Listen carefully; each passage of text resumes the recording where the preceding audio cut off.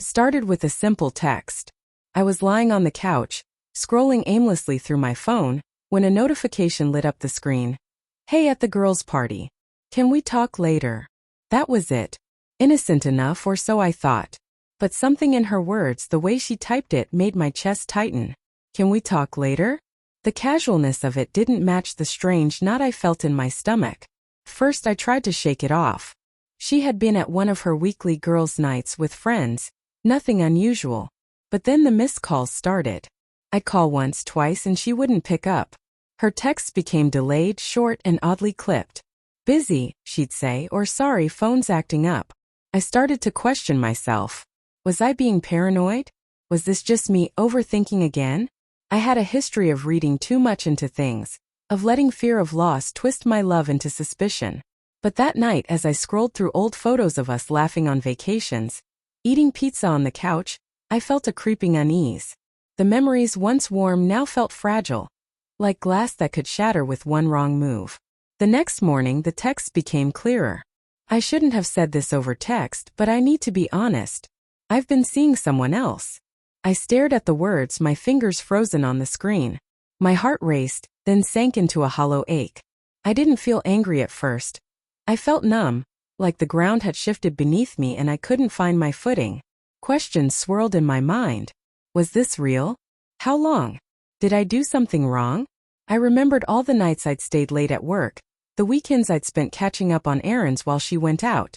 I replayed our last year together, searching for signs I had missed, clues I had ignored. Over the next few days, I noticed the subtle things I had once overlooked.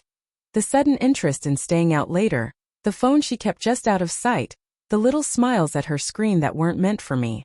Every detail felt like a breadcrumb trail I had ignored, a language of betrayal I hadn't known how to read. One evening, I accidentally saw her message history on her tablet. I didn't mean to. I reached for it to check something trivial, and there it was, a string of texts, casual at first, then intimate. Someone had replaced the space I thought was ours with words meant for someone else. Names, jokes, moments I had never been a part of. Each one burned a little more than the last. I confronted her quietly that night. She didn't deny it. Instead, she confessed with tears, explaining how lonely she had felt, how she hadn't meant to hurt me, and how the other person had come into her life when we were both drifting apart. Her eyes were pleading, not defiant. I wanted to scream, to throw things, to make her feel the ache I was feeling, but all I could do was listen, let the betrayal settle over us like a heavy fog.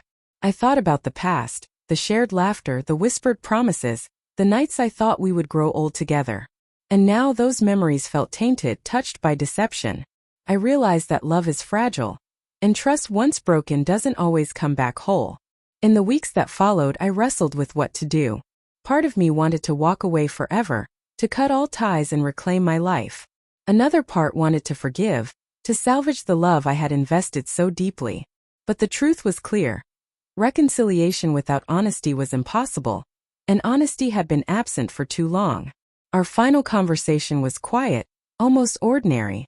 No shouting, no tears. She apologized again, and I thanked her for telling me, for being honest in the end, even if it came too late. I felt a strange calm as I walked out the door, carrying both grief and relief. The weight of betrayal had not disappeared, but so had the confusion.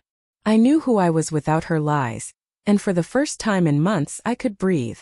Weeks later, I still think about that night, the girls' party, the text, the confession. But I no longer let it define me. I've learned that self-respect sometimes comes through heartbreak, that the slow rebuilding of trust begins with yourself.